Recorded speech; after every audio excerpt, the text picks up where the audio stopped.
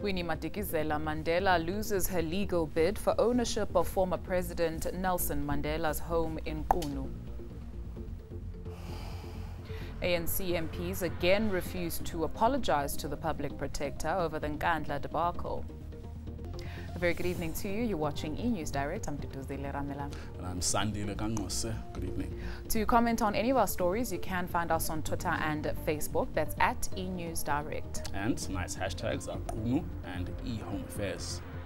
And we start with this. Winnie Madikizela-Mandela has lost a legal bid to gain ownership of former President Nelson Mandela's home in Qunu.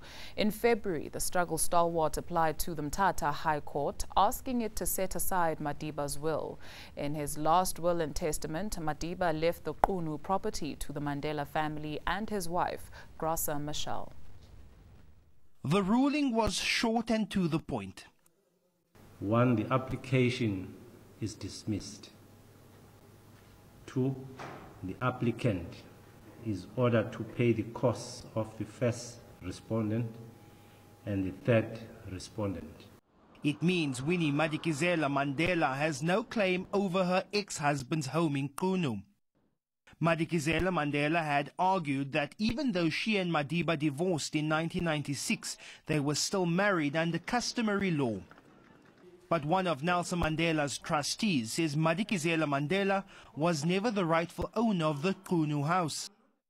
They were not on speaking terms at the time that the house was built. Winnie, if I may call him by her first name, made no contribution in relation to it. The documents speak for themselves.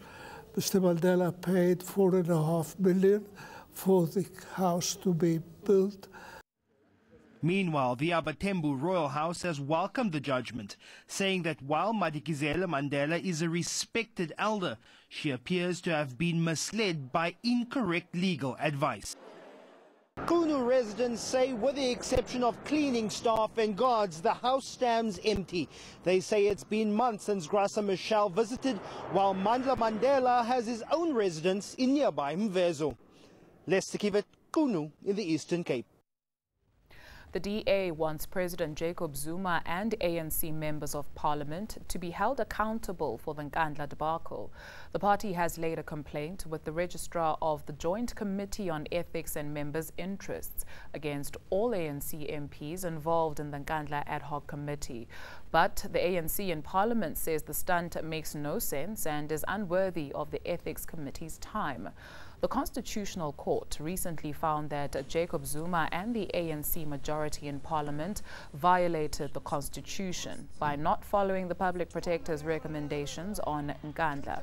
The DA's latest move comes only 2 days after the party lost a motion in the National Assembly to impeach President Zuma. The party is currently seeking legal advice on whether it can take steps against ANC MPs who voted against the impeachment motion.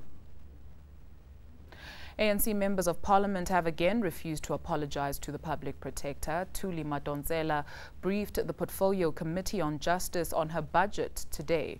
Opposition parties said the committee owed her an apology for the way it has treated her over the eNCA saga, but ANC MPs shot down the proposal. The public protector was here to present her office's budget. But the DA tackled the Justice Committee for the harsh way it treated her over her eNCA findings. The committee chair had accused Thuli Madonsela of misleading the nation. This after the police minister found President Jacob Zuma was not liable to pay back anything for the upgrades to his homestead. The Constitutional Court has since ruled in Madonsela's favor, and the DA says she is owed an apology. I think it would be only proper for us to apologize and to try and normalize relationships with this very important Chapter 9 institution in the manner in which the eNCA judgment also pointed us to assist and support this office. But the ANC members dismissed the motion. I don't think we must apologize for anything, Chair.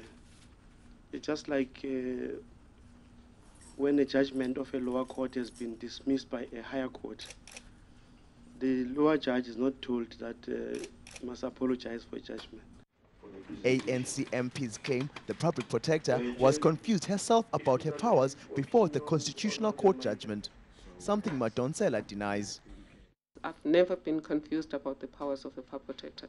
We need a different forum to discuss what happened, but the person who presented a distorted view in Parliament knows the truth.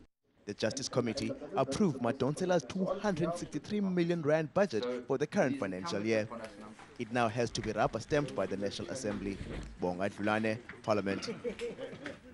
Meanwhile, the ANC wants its members to stop calling for action against President Jacob Zuma publicly.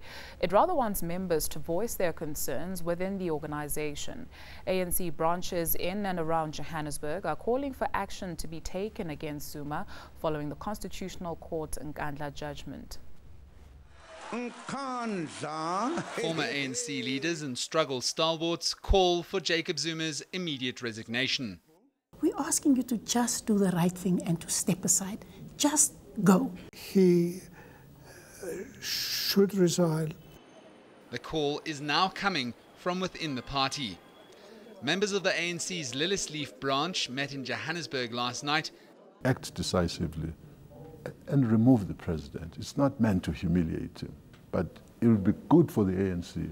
Although other branches have issued statements supporting the president, the ANC is for now unmoved, saying it will engage with members about their concerns. We're going back to the branches to report about the decisions of the leadership. And if branches have got a feedback to give, it will be at an appropriate time that as a leadership will get a total message from the branches and report back to the national leadership, not to comment about each report from each branch. Analysts believe, though, this could be a major headache for the governing party. At this moment, ANC is a house divided on a very sensitive emotional matter. They will find it very awkward to impose on the branches to say you cannot speak.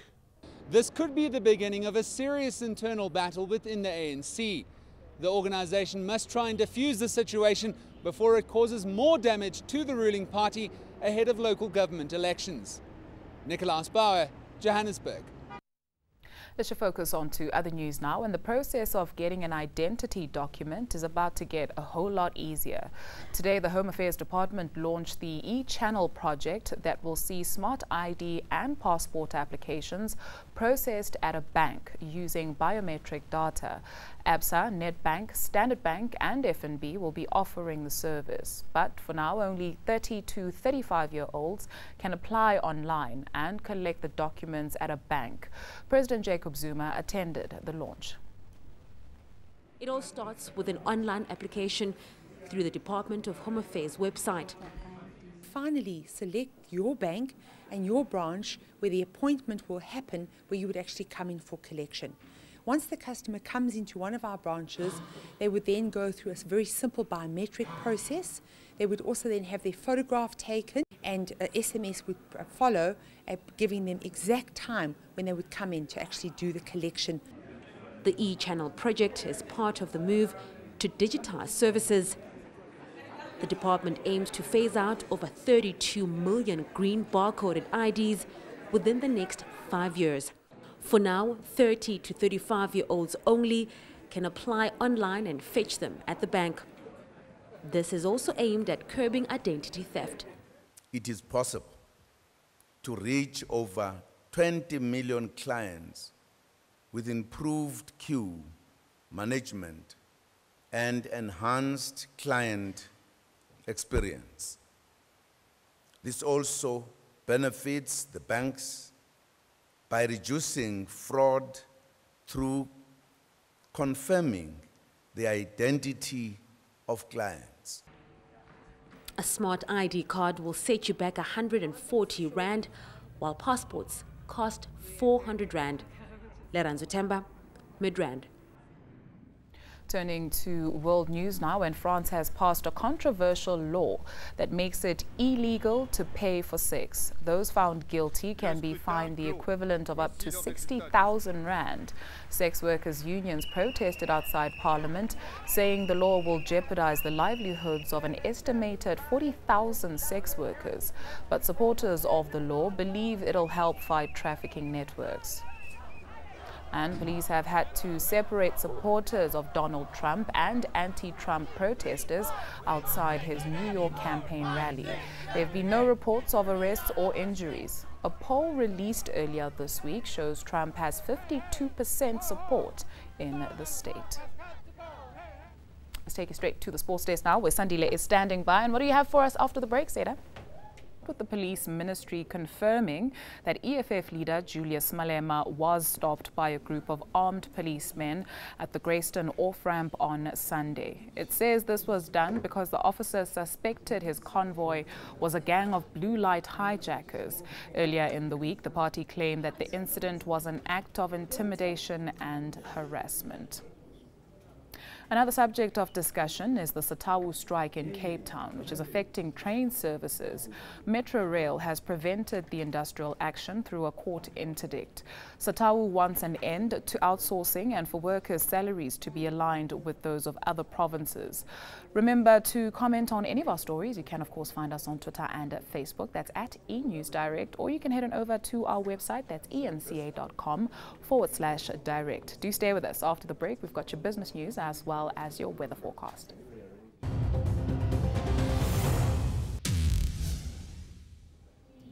Money matters now, and Lily Mine in Mpumalanga has opted for business rescue, all in a bid to avoid job losses. 3 workers remain underground following a collapse at the mine in February. The Lily Mine disaster in Mpumalanga has left the sector reeling. 3 workers are still trapped underground. All attempts to find Priti Nkambule, Yvonne Mnisi and Solomon Nyerenda have failed.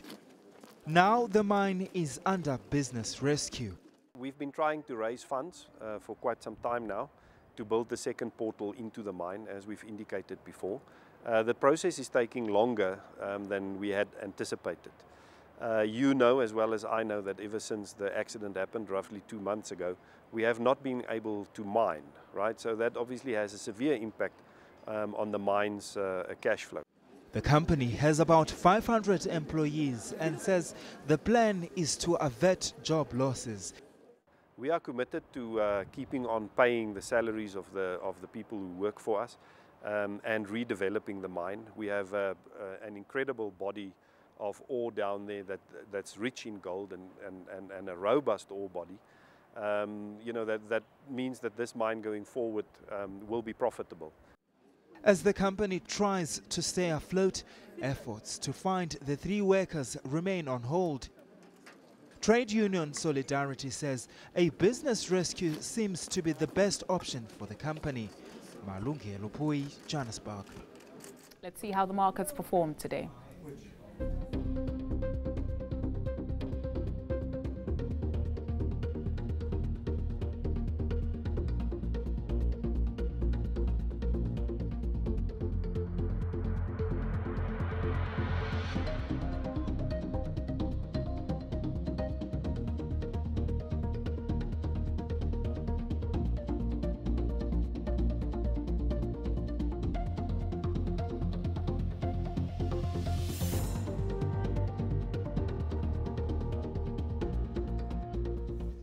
Let's check in with the Weather Center now. Here's Candice.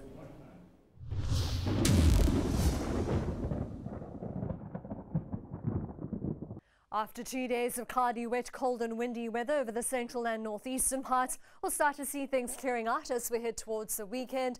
We're still forecasting a few showers and thunder showers over the northern and northeastern interior, partly cloudy and dry along the east coast. Overall, we're expecting a warmer day across South Africa with lots of sunshine over the southern and western parts, and we'll also see an offshore component of the wind warm things up in the west.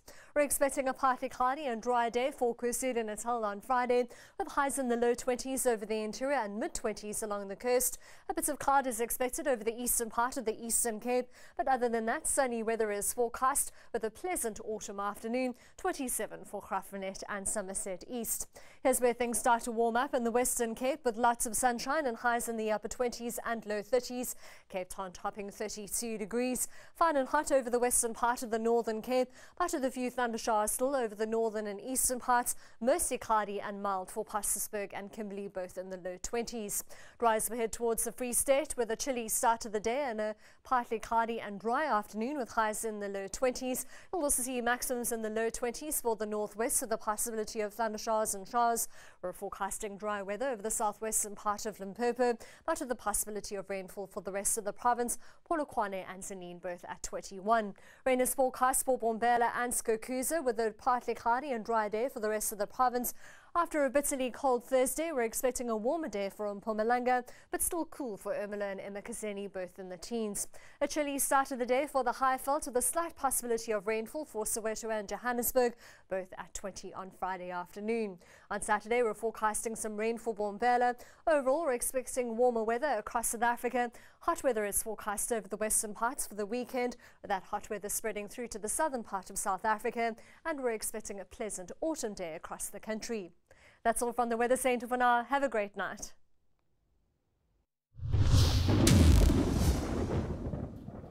Thank you, Candice. After the break, you're invited to experience a dinner that you're unable to see.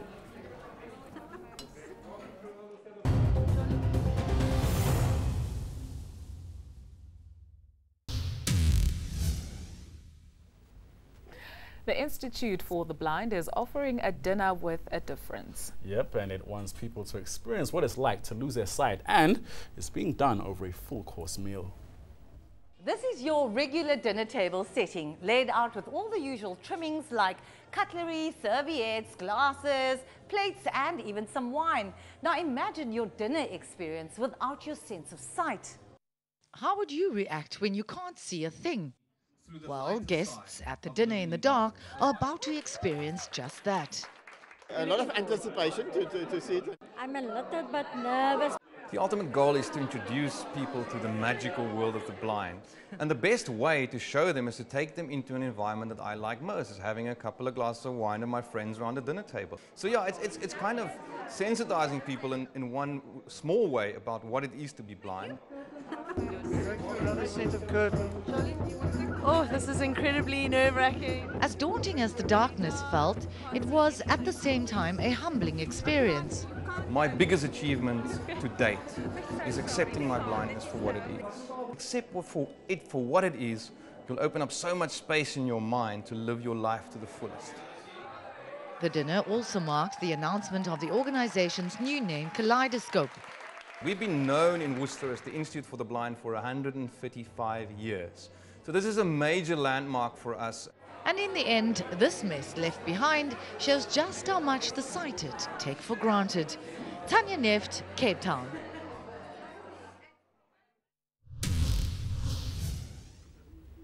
Here's a reminder of the day's top stories before we say goodbye. Winnie Madikizela-Mandela loses her bid for ownership of former President Nelson Mandela's home in Qunu. ANC MPs again refused to apologise to the public protector over the eNCA debacle. And that's a wrap from the eNEWS Direct team. It is indeed your favourite drama. Rhythm City is up next. We're back same time tomorrow. To share your views, you can of course send us an email to enewsdirect@etv.co.za. You can of course just chat to us on Twitter and Facebook, and the handle that you need is @eNewsDirect. Until tomorrow night, have a fantastic